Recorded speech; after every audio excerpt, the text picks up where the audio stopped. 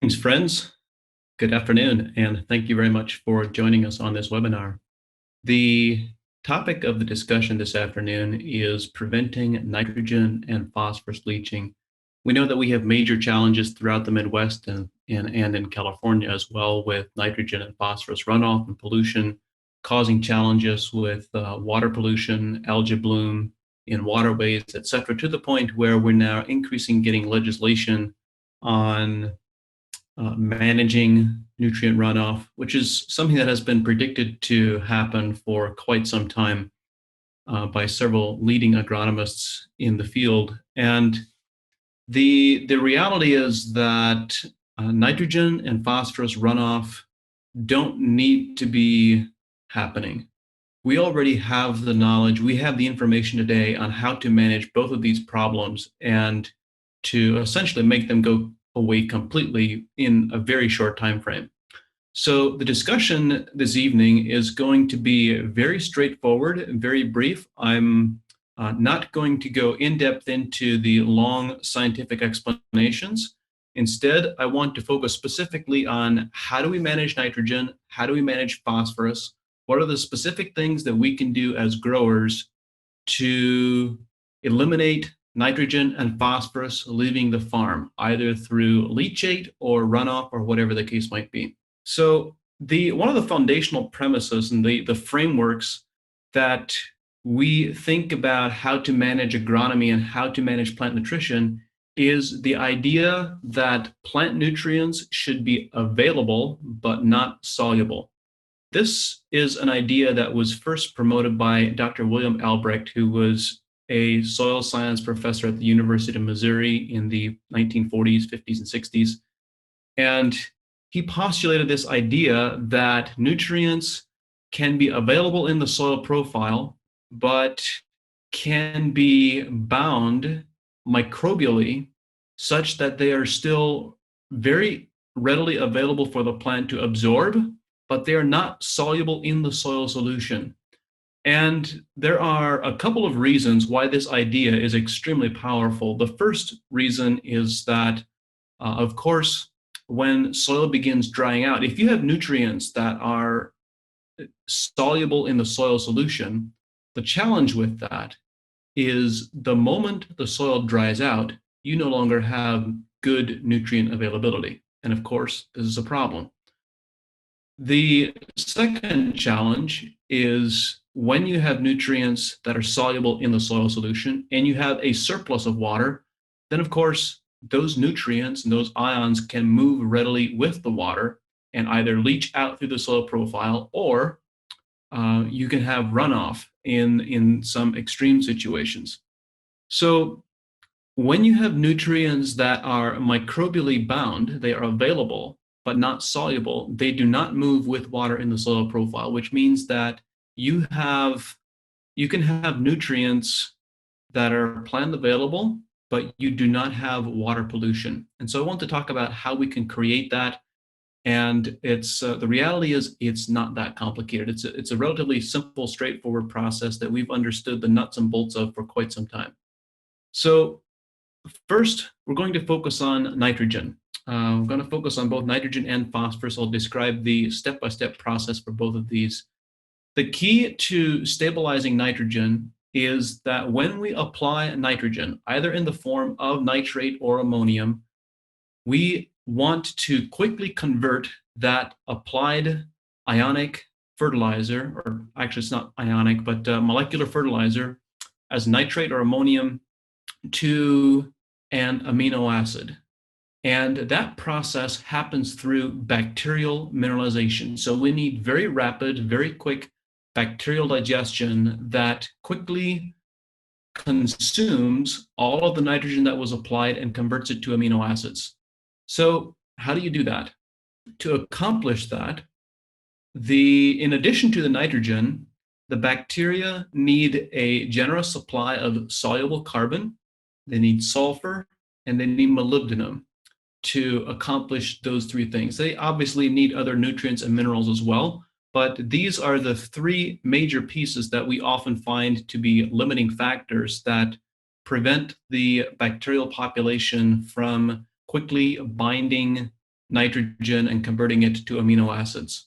So the key to when we think about binding nitrogen or converting nitrogen to amino acids, we can think about this in terms of carbon nitrogen ratios and the various mineral ratios, the way that they're formed in stable amino acids and also in stable humic substances. So if we look at carbon to nitrogen ratio in stable soil organic matter, for example, or in stable humic substances, compost would be a great example. Compost is stable when you have a carbon to nitrogen ratio in the neighborhood of 30-1. At this point, you have a very stable compost, and different experts will give you different numbers. Occasionally, you'll hear numbers of carbon to nitrogen ratio in the level of 20-1. And I think the key question is how are you managing carbon? Different laboratories and different agronomists measure carbon differently. And that is why I think you get some of these differing ratios. But for the sake of this discussion, we're going to be using the number of 30-1, which is the kind of the recurring number that I find the most reference to. So when you look at stabilizing nitrogen in the form of amino acids, converting nitrogen to amino acids, sulfur is required to form a couple of the key amino acids, such as cysteine, methionine, that is then used and needed to build complete proteins.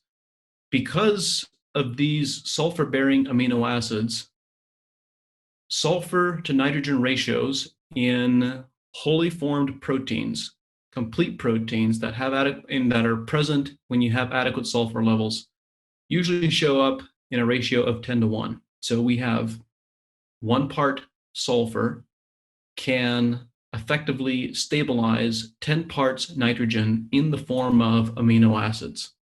So when you combine these two ratios together and you look at carbon to nitrogen to sulfur, you now have 1 part carbon can hold and stabilize 10 parts nitrogen, which can hold and stabilize 300 parts carbon. Now, there's a couple of key pieces here. The first is that you don't require 300 parts carbon to hold the 10 parts nitrogen stable. However, this is the secret and the key to holding large carbon reserves in the soil profile. If you want to build soil organic matter quickly and maintain large amounts of soil organic matter, then you can accumulate and store and hold a tremendous amount of carbon by managing these other two nutrients. And I'll describe how this happens and what is going on. So nitrogen stabilization, and you could also, by extension, speak of carbon stabilization, because the reality is you're stabilizing all three of these anions together. Well, carbon is both an anion and a cation, can be, dependent on the environment that it's found in. So the key is that this whole protein matrix, if you will, these protein and carbon-based compounds will be unstable relative to the lowest common denominator. They're dependent on the lowest common denominator. So what I mean by that is, let's say, for the sake of discussion, that your soil holds a reserve of 60 pounds of nitrogen, and you apply an additional 60 units of nitrogen. So now your soil profile has a total of 120 units of nitrogen in the top 6 inches. I'm just making up a hypothetical example. So you have 120 units of nitrogen, and you have 8 pounds of available sulfur. When in reality, to maintain the 10-1 ratio of nitrogen to sulfur in the soil profile, you are now missing 4 pounds of sulfur. So those 4 pounds of sulfur that you are missing, so you have 8 pounds of sulfur, that means you can hold 80 units of nitrogen. Your soil already had 60, you added 60 more. But of those 60 that you applied, you now have a total of 120. That 120 40 pounds of that nitrogen, 40 out of the 60 that you applied, is going to remain soluble as nitrate or as ammonium. Nitrate, of course, is the most leachable. And so those 40 units of nitrogen can move through the soil very quickly and very easily because you don't have enough sulfur to hold them stable.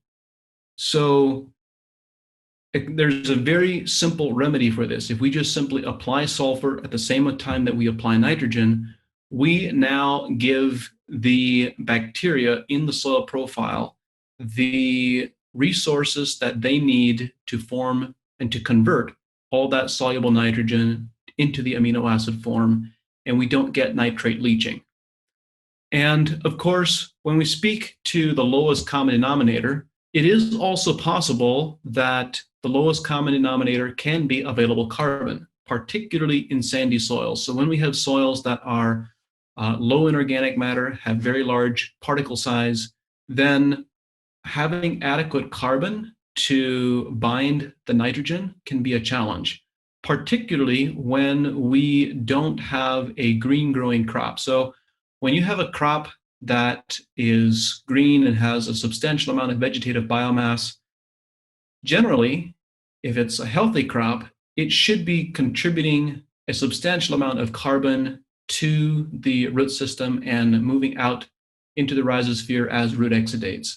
If that is happening properly, as it should be, then generally you are supplying a substantial amount of carbon from living root biomass and from root exudates. So usually, of course, where this would not be the case is if you have very small seedlings or where you have a corn crop where you have small seedlings that are scattered out. You don't have substantial biomass on a per acre scale or per square foot scale. So in those conditions, in those situations, we may need to actually add some carbon, both soluble carbon and very concentrated carbon, to help bind the nitrogen and to give the bacteria the resources that they need.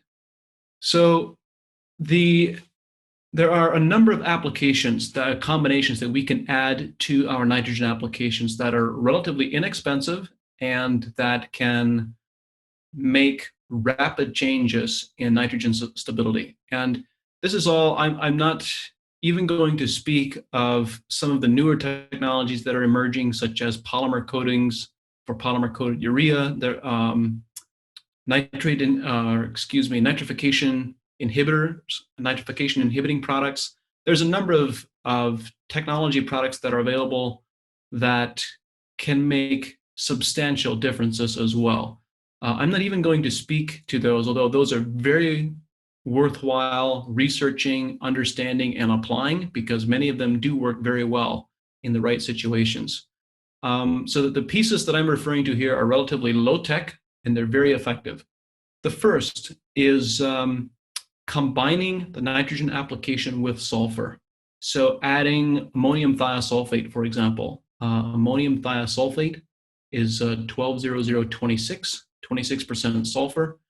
And the goal is to add thiosol to a liquid nitrogen application in such a ratio so that we have 10% of nitrogen as sulfur, so that we achieve that 10-to-1 nitrogen ratio. This is very inexpensive to apply and makes a difference almost immediately. And of course, the purpose is to provide that sulfur that we just spoke about. The second piece is adding stable humic substances such as Humic ARB.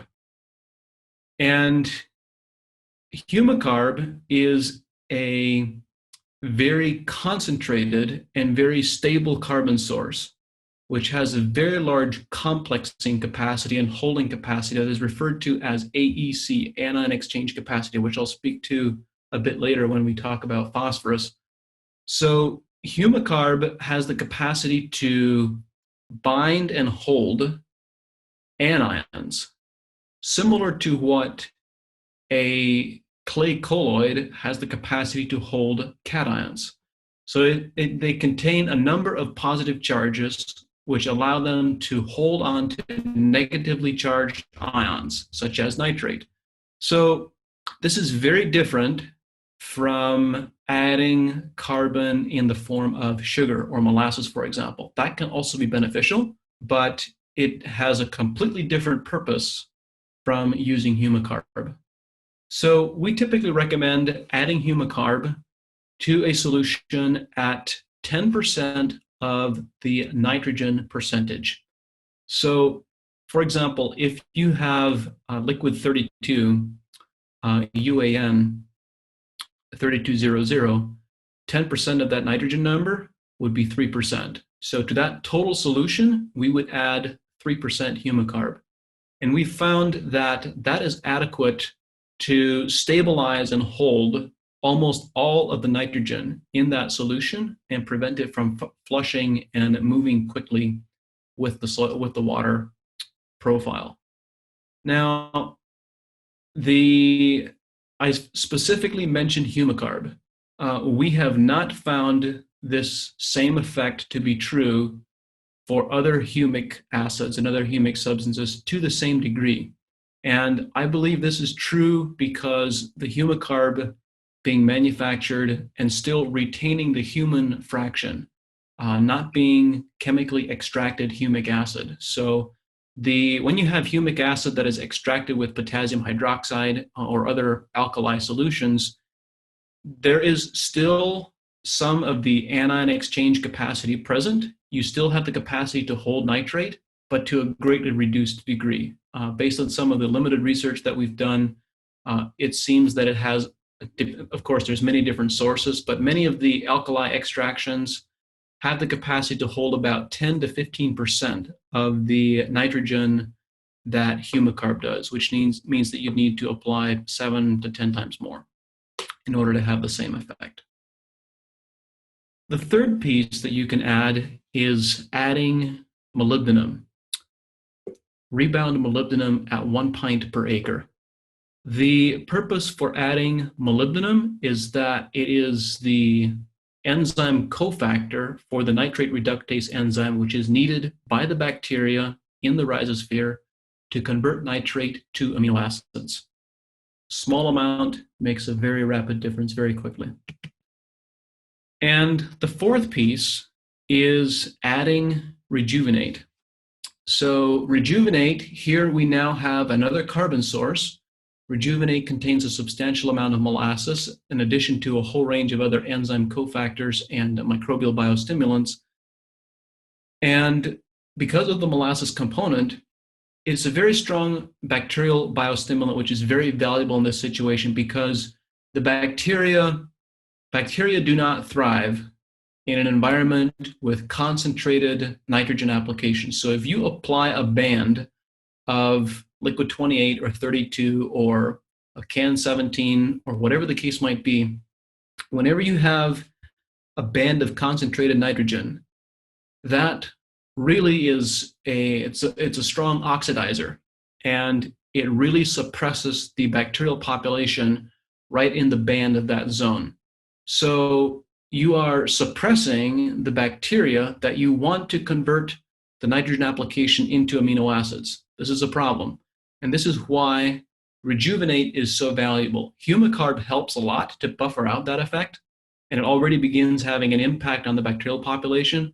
But the rejuvenate is a strong bacterial biostimulant that really invigorates that bacterial population and allows it to recover very, very quickly and really begin binding up and tying up the nitrogen and preventing it from moving through the soil.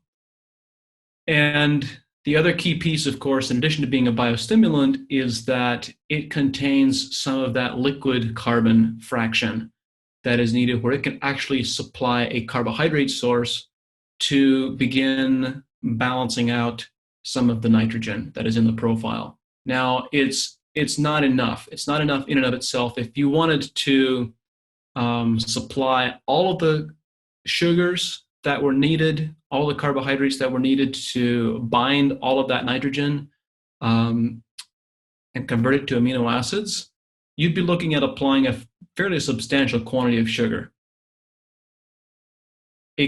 is incredibly powerful. It would be incredibly powerful if you had the capacity to do that. We've worked with a couple of small scale fruit and vegetable growers who've conducted experiments, and you get some really incredible soil and plant responses if you're able to add carbohydrates, larger quantities of carbohydrates with your nitrogen application. It makes a really big difference. So 5% of the nitrogen solution is not enough, but it's enough to make, it's not enough to bind all the nitrogen, but it's enough to make a really, really big difference to the bacterial population and really get them started very aggressively. So if you look at the summary, those give you 4 pieces: ammonium thiosulfate, humic ARB, molybdenum, and rejuvenate. I know from a lot of field experience that when you combine these 4 pieces, I can say with complete confidence that you can apply 100 units of nitrogen per acre or 150 units of nitrogen per acre, even in extreme examples, which I do not recommend. I would strongly prefer to put on smaller doses more frequently rather than really aggressive and intense applications all at one shot. But I know from experience that when we combine these treatments and add them to our liquid nitrogen applications, we can bind all of that nitrogen and can prevent it from leaching and still maintain it in a very plant available form. In other words, it's available but not soluble. And this is very powerful and very important. The other piece that you can do, this we find that there is a relatively straightforward trade-off between the cost of this application and nitrogen efficiency. There are many of the growers that we have worked with for a couple of years add this to their nitrogen application, and it's very safe on almost all soils and almost all conditions to reduce nitrogen applications by 30% when you add this, because you're not going to lose any of it. It's going to stay there. So when you look at this combination, you can add these materials, the humic ARB, rejuvenate, and the molybdenum, to the solution. You should be adding the ammonium thiosulfate anyway, irregardless. These other 3 materials you can add to the solution, and depending on where commercial nitrogen costs are, of course, and the form that you're applying, you might be spending a few dollars more per acre. It will not be substantial, but the crop response and the soil response is really substantial. It's absolutely worth it. So we're going to switch gears and speak about phosphorus for a little bit. Phosphorus and nitrogen. Phosphorus is perhaps the biggest challenge from a water pollution perspective in terms of the impact that it has on the health of water reservoirs and rivers and streams and lakes and oceans, etc. The thing that we have to remember is the phosphorus is quite insoluble in natural systems, and both in soil and in water. And as a result, a very small amount of phosphorus in the water can have a huge impact. I'm going from memory here, and I hope I'm not mistaken, but if I'm not mistaken, I believe that the phosphorus levels required to produce a substantial algae bloom are between 10 and 35 parts per billion with B. So we're looking at very, very small phosphorus concentrations in the soil in the water profile from water runoff or leachate that can make a really big difference in water quality. So the key piece, when we think about water leaving the field, water leaves soil in only 2 ways. One is it leaves as soluble ionic phosphorus, or I should say soluble phosphorus, shortly after application. And that shortly depends on the form that it was applied in, the quantity that it was applied in, and the soil type. That can be a few days to a few weeks. So it can leave while it is still in the soluble form. If you get a lot of rainfall, it can leave from runoff or from leachate through the soil profile in a relatively straightforward fashion. The second way that phosphorus leaves soil is with soil particles. And it's unfortunate if we're losing phosphorus from the soil profile by losing soil particles, but I believe, and I'll explain why I believe this, I believe that in fact a great deal of phosphorus pollution happens when soil particles leave the farm. And I believe that is true because phosphorus does not stay soluble in the soil for very long. Even when it is applied in the soluble form, in a matter of weeks, the great majority of it is complexed because it doesn't remain soluble in natural systems very readily. So phosphorus exists in the soil profile in four different buckets, if you will. And I want to speak briefly about each of these and describe how they work and what's happening and what's going on. So the first, you have these four different buckets. You have ortho phosphates, which is the soluble form of phosphorus that plant roots absorb. You have that which is microbially complex. In other words, it's bound up in bacterial and fungal bodies in the soil profile. You have that which is adsorbed to soil particles or to humic substances. You have that which is existing in the mineral form or in precipitate form from prior soluble phosphorus applications. So let's look at each of these, and I want to explain what's happening with each of these a little bit. The first category, orthophosphates. Plants primarily absorb phosphorus in the orthophosphate form. They can also absorb some levels of polyphosphates, but orthophosphates are the preferred, the most efficient, the most effective. And generally, there are only very small amounts of orthophosphates in a natural soil environment at any given moment. So typically, we're looking at 1 pound per acre or even less. You can even have only a half a pound per acre of soluble orthophosphate. Remember, I'm speaking of a natural soil environment where you have not applied soluble phosphorus fertilizers. So it's a very small amount. Now, of course, but the key is that small amount can be replenished from the other reserves on a continual basis and is replenished continually in a natural system. So when we look at these other pieces, one of the challenges that we have, and I want to describe this before I talk about the other containers. One of the challenges that we have, this is what a common phosphorus ecosystem looks like. When a synthetic phosphorus fertilizer is applied, let's say it's a dry granular MAP or DAP, or it can be a liquid orthophosphate or a polyphosphate like 1034O. When that phosphorus is applied, then it moves into these four other containers that are present in the soil profile. A large amount of it is going to quickly precipitate out and join the mineral fraction. In other words, it's going to become complexed and locked up and not available. Some of it can be adsorbed onto soil particles very quickly. In fact, the majority, as much as 90% of applied phosphorus will go to the adsorbed bucket or to the precipitate bucket in a matter of as little as 3 to 6 weeks after application. But in the meantime, in that 3 to 6 week period, substantial amounts of it are converted to the orthophosphate form.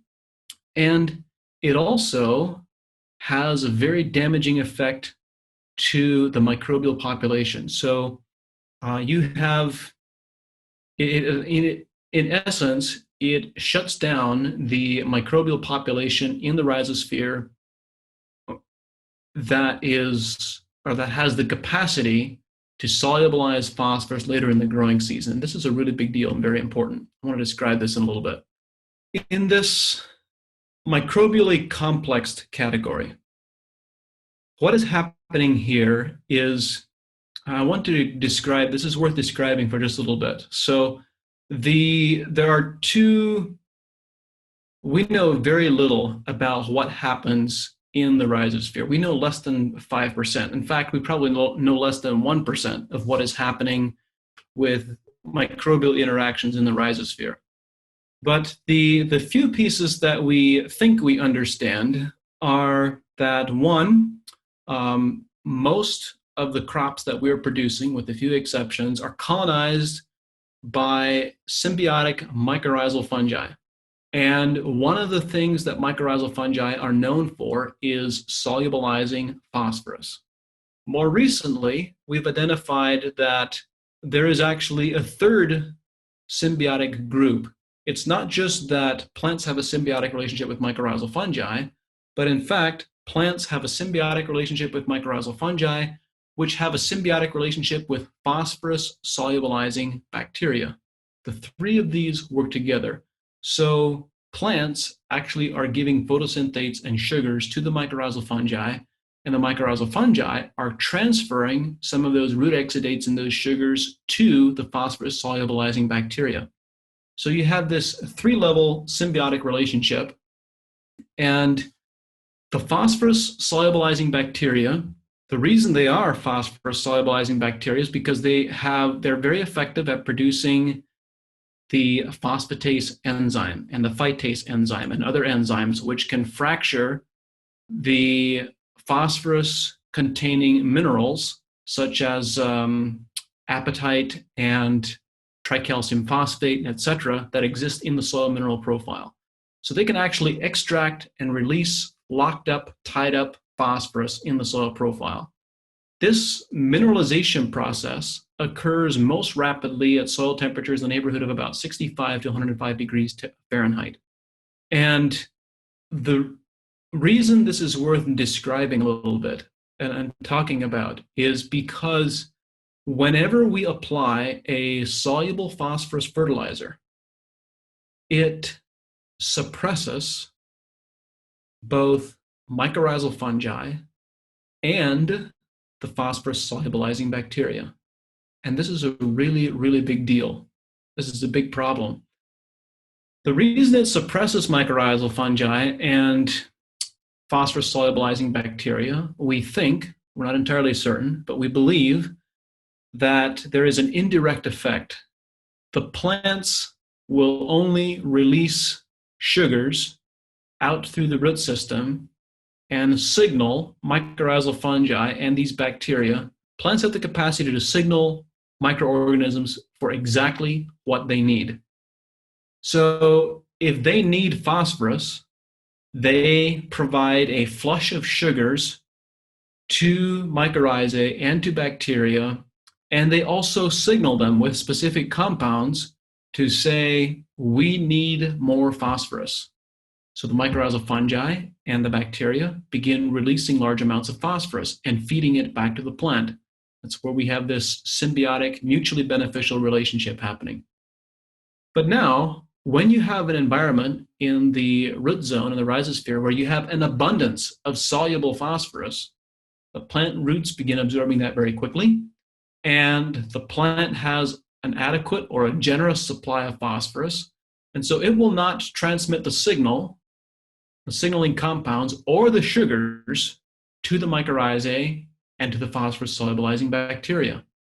So those populations never develop.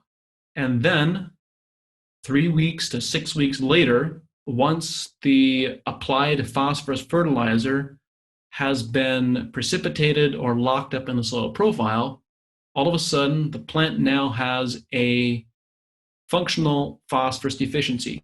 It can't absorb, there's no longer phosphorus present in the soil profile. And you also no longer have mycorrhizal fungi and phosphorus solubilizing bacteria. So you have essentially, you've shot yourself in the foot. You've damaged the microbial population in the short term And it's going to have long-term effects where you will have limited phosphorus supply later in the growing season, right at the period when the plant needs them the most for reproduction and fruit fill.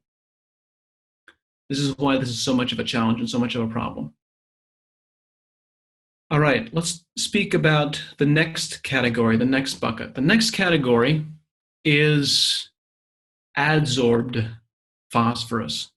So everyone understands and talks about a soil's CEC, cation exchange capacity.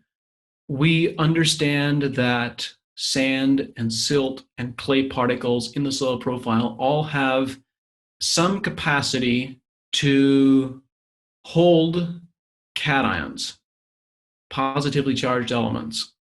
What is much less well understood and not frequently described is that many soils also have what is termed an anion exchange capacity, or AEC, instead of CEC. This is particularly true for soils that have clay particles, and also stable humic substances and organic matter have extremely high anion exchange capacity. So some soils, when soils have a high clay content, or they have a large proportion of very small soil particles, they can adsorb phosphorus extremely rapidly in extremely large quantities. So I referenced that soils can contain as much as 500 pounds per acre of adsorbed phosphorus. And of course, it's difficult to make generalizations because you have such a broad range of soil types. But in fact, there are some soil types where you have higher clay content, where you can have as much as 15 to 1,800 pounds of adsorbed phosphorus in the soil profile. And I'm just referring to the top 6 inches. So some soils have tremendous phosphorus holding capacity. And by the way, this is phosphorus that will never show up on most soil analysis. It won't show up on Bray or a MELIC3 analysis, or even Olson, or most of the commonly used soil analysis. So the key is that plant root systems have very limited access to adsorbed phosphorus. It's not particularly soluble. It doesn't move in soil solution very readily. And it's mostly released by microbial mineralization.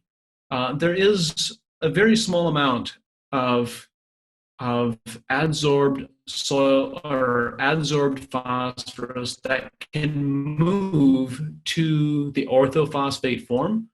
So essentially, when the orthophosphates become very limited, less than a pound per acre, then a small amount of the adsorbed phosphorus begins being released and shifts from the adsorbed phosphorus to the orthophosphate. But it happens very slowly, and it happens through the microbial mineralization process for the most part. And also worth mentioning, applied phosphorus can be bound and can be adsorbed very quickly. The fourth category is mineral phosphorus, or precipitated phosphorus in the soil profile. So phosphorus precipitates, these would be tricalcium phosphate, apatite, hydroxyapatite. There's a broad different array of minerals that are formed. So many soils, and again, making some very broad generalizations here because there's many different soil types all across the continent. But there are many loam soils, particularly clay loam soils, often will contain as much as 9,000 pounds per acre of phosphorus in the top 6 inches in the mineral form. When we add soluble phosphorus as a liquid or dry phosphorus application, those tend to, within a matter of a few weeks, they tend to quickly move to either adsorbed phosphorus or to mineral precipitates. So this precipitation reactions happen, they can happen very quickly, particularly in acidic or alkaline soils. So in acidic soils, phosphorus reacts very quickly with iron or aluminum and manganese. And the reason it is attracted to those three in particular is because phosphorus has a triple negative charge, and iron and aluminum and some isotopes of manganese have a triple negative charge, a triple positive charge. So you have a triple negative that is bonded to, or that is attracted to, a triple positive. It's the perfect magnetic attraction. And this is why there are such low levels of soluble phosphorus in natural ecosystems, because it becomes complex and tied up very, very quickly. In alkaline soils, phosphorus tends to react with calcium and form tricalcium phosphate, where you have 3 calciums that have a double positive for a total of 6, bonded with 2 phosphorus that have a double positive or a triple positive for a total of 6 as well.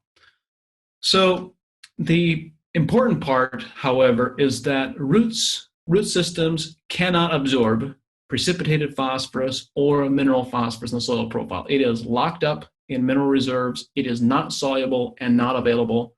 And in fact, there is some research which indicates that the phosphorus which has been applied to the soil and then precipitates out may in fact be more difficult for microbes and bacteria to release than the native mineral phosphorus that is already existing in the soil profile, which is something that I'm certainly looking forward to learning much more about.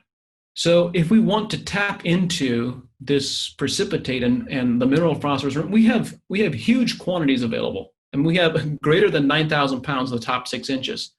That's more than we can harvest with hundreds of years of crops, not even to speak of all of the remaining phosphorus in the soil profile below that. And if we want to tap into that, we can tap into that, but we need aggressive bacterial and fungal digestive processes happening in order for that to happen. So this is the common ecosystem. This is the challenge that we often see happening in agriculture, is growers apply substantial quantities of soluble phosphorus that shoots themselves and their soil systems in the foot, where they are actually then unable to tap into the tremendous phosphorus reserves that are already in the soil profile in the mineral and precipitate form, and also in the adsorbed soil form, or in the adsorbed form. So in essence, as long as you continue to suppress that fungal and bacterial system, you will never be able to tap into the tremendous reserves of phosphorus that are already existing, that are already out there. So the goal, kind of the ideal that we need to strive for, this is kind of the ultimate in soil health and soil performance, is when we rearrange those 4 buckets a little bit, and now we look at how we can tap into the adsorbed and the mineral and precipitate phosphorus.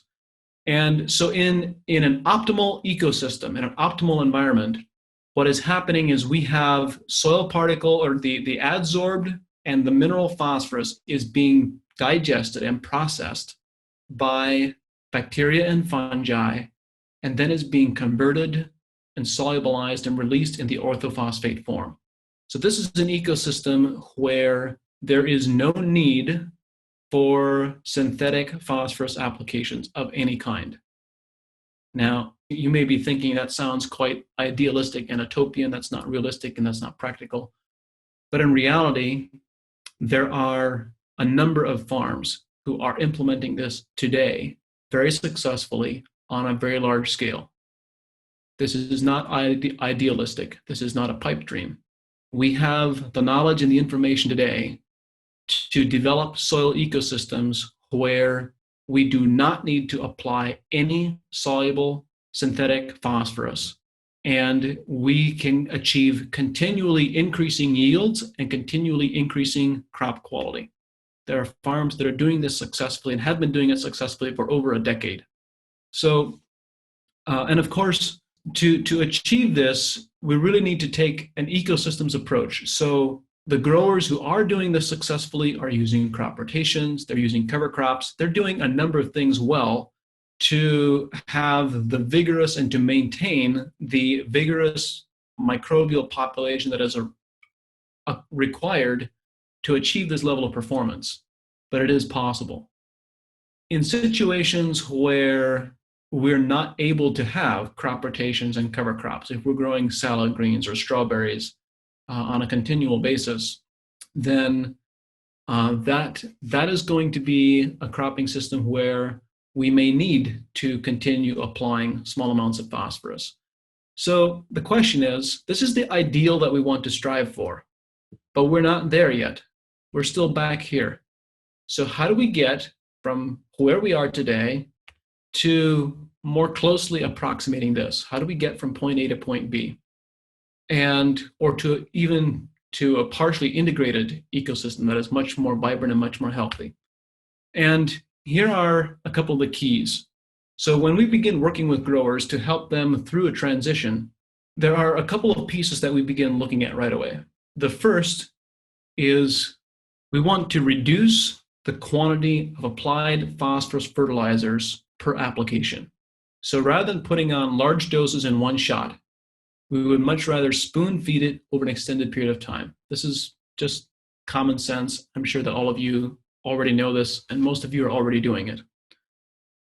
The second piece is to buffer and stabilize that applied phosphorus fertilizer so that it is available but not soluble, and so that we can increase crop utilization from 15% up to 60+%. This is something that I didn't speak about, but there is in fact quite a bit of research which indicates that when soluble phosphorus is applied to the soil profile, as much as 90% of it is locked up.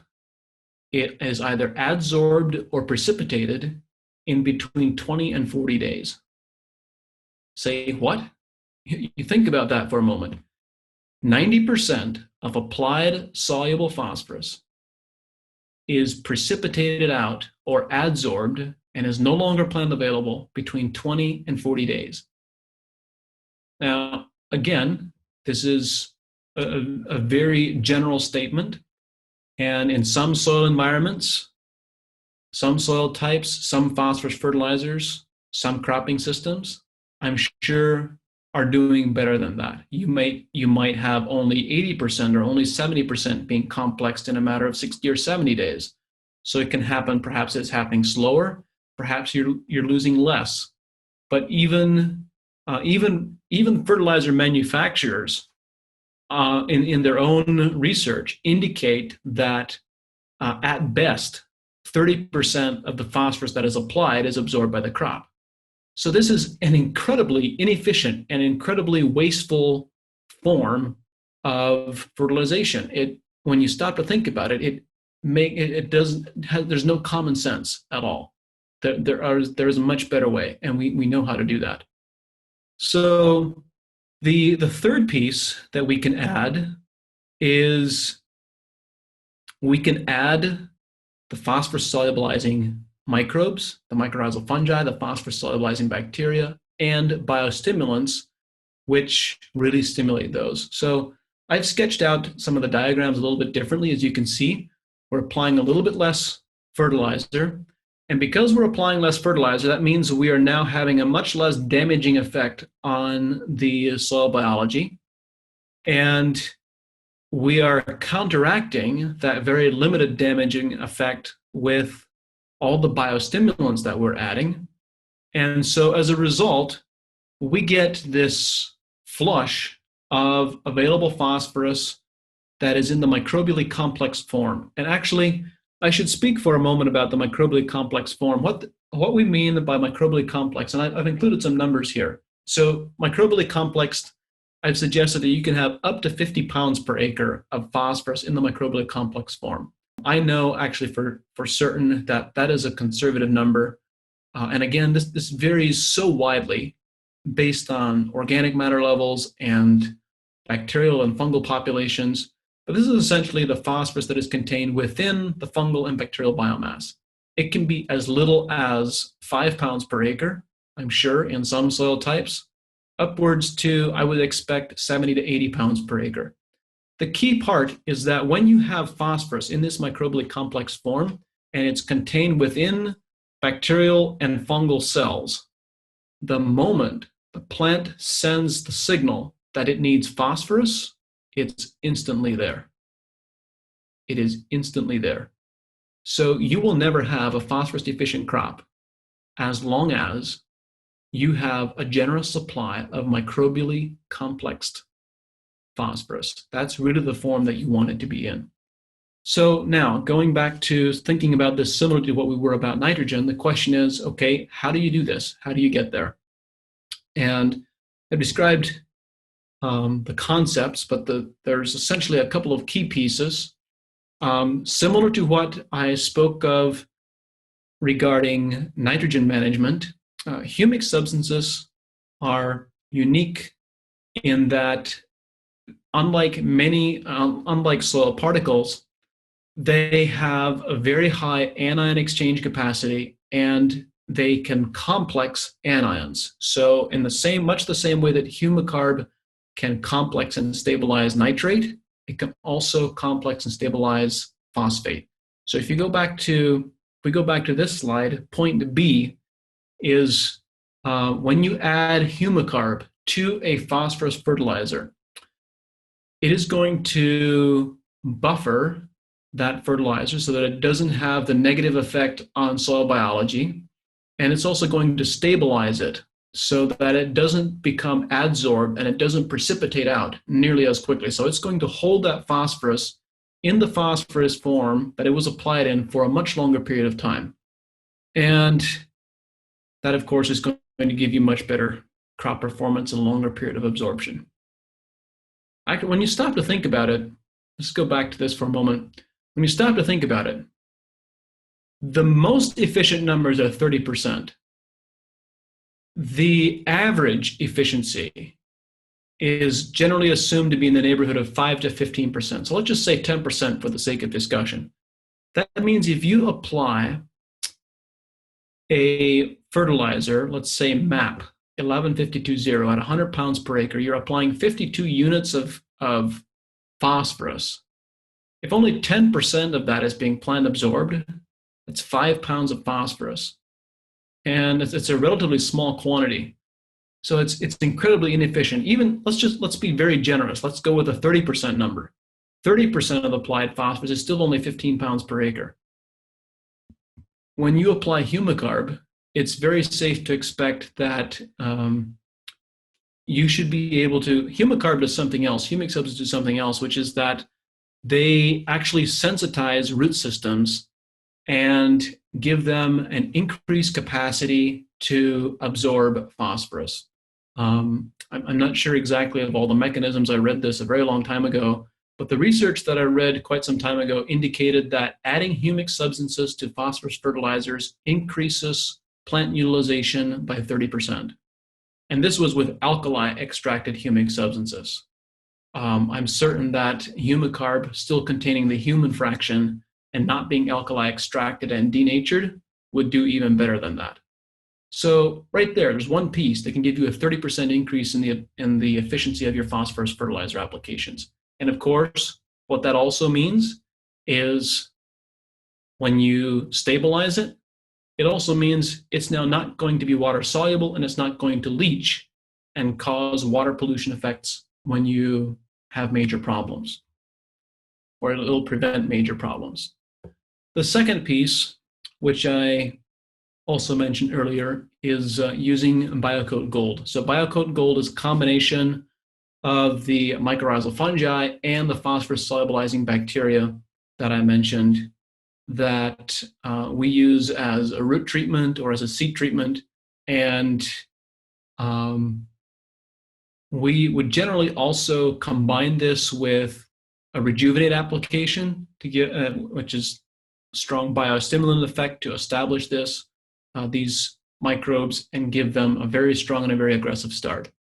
So when you look at the combination of combining these microbial inoculants and biostimulants, stabilizing phosphorus applications with stable humic substances, reducing the applications, the application quantity and spreading them out over a period of time, you can greatly reduce the quantity of phosphorus that you need to apply to produce a crop, to the point where if you are able to incorporate cover crops and crop rotations, there's no question and no doubt in my mind that you can get to the point where you can eliminate the need for any phosphorus application and simply tap into all the phosphorus that you have accumulated from historical phosphorus applications, as well as from the native mineral component that was already in your soil from a native geological profile. So if you want to learn more about any of these pieces, or to want to place an order for Biocoat Gold or Humic ARB or Rejuvenate or Rebound Molybdenum, any of the products that I mentioned, please call our team at AEA 800-495-6603, and we look forward to hearing from you. There's one piece that I failed to mention, which is I spoke about how to transfer nitrogen, nitrate in particular, from soluble to insoluble, what's still available. I spoke about how to transfer phosphorus from soluble to insoluble, but still available. And I didn't state this explicitly, although it was somewhat implied in the approach that I described. To manage phosphorus well, you really need to take an ecosystem approach. You have to manage the entire ecosystem, and you can manage that plant and microbial ecosystem to give you good phosphorus availability, or to give you bad phosphorus availability. You have to kind of manage all of the different pieces together. It's not quite as straightforward as managing nitrate, because you really have to, there is a longer term response from the phosphorus solubilizing bacteria. The response is a little bit slower, a little bit more delayed than it is with converting nitrates to amino acids. However, one of the pieces that I didn't speak to was, how do you prevent soil particles from moving?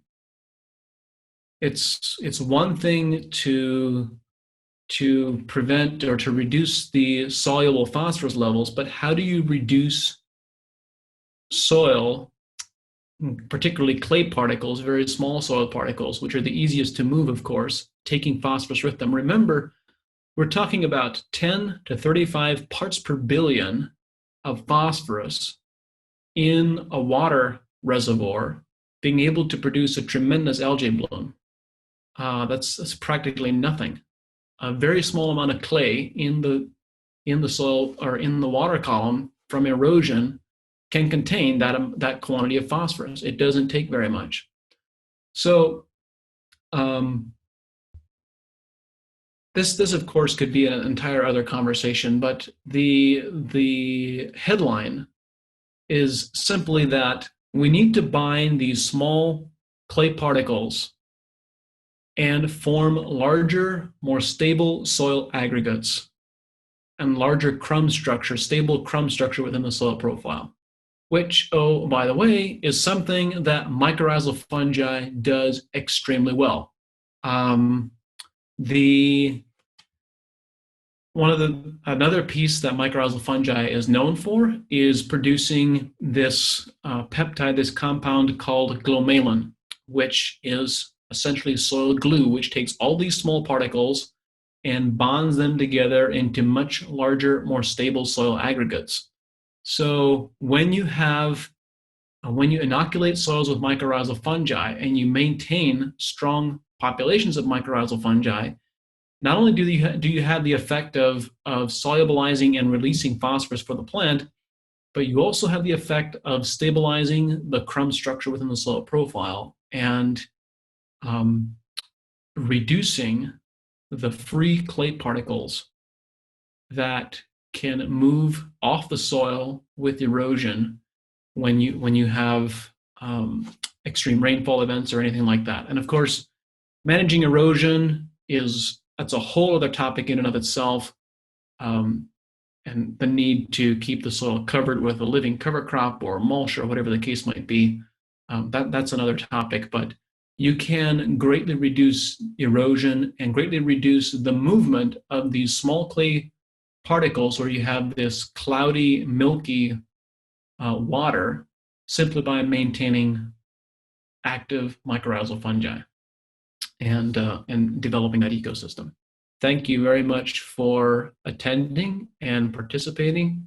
I really appreciate you being here. And each of you will receive an email following up within a couple of days of this event with the recording and the slide deck that was used.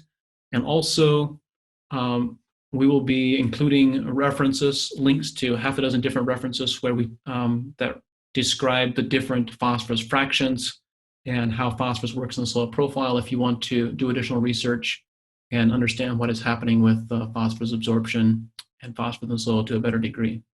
So thank you very much for attending. I hope that you found it useful. And if you have any feedback or any topics that you would love for me to speak about in the future, please send me an email, john@johnkemp.com. And I would love very much to hear from you. Look forward to talking with you soon. Have a wonderful evening. Thanks, everyone. Bye.